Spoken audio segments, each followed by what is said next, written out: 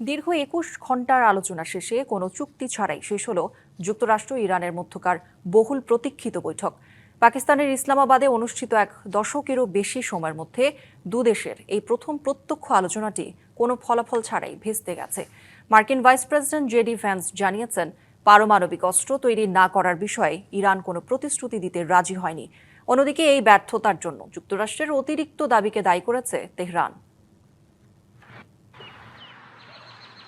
পাকিস্তানের রাজধানী ইসলামাবাদে টানা ২১ ঘণ্টা ধরে চলা যুক্তরাষ্ট্র ও ইরানের উচ্চ পর্যায়ের বৈঠকে কোনো পরিণতি পায়নি।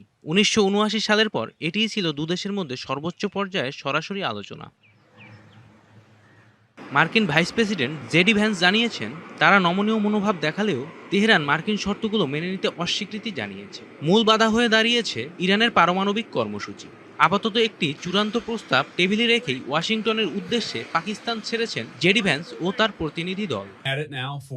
দুঃসংবাদ হলো আমরা কোনো চুক্তিতে পৌঁছাতে পারিনি। আমি মনে করি এটি যুক্তরাষ্ট্রের চেয়ে ইরানের জন্য বেশি খারাপ খবর। আমরা আমাদের চূড়ান্ত প্রস্তাব দিয়েছি, তারা পারমাণবিক অস্ত্র তৈরি করবে না।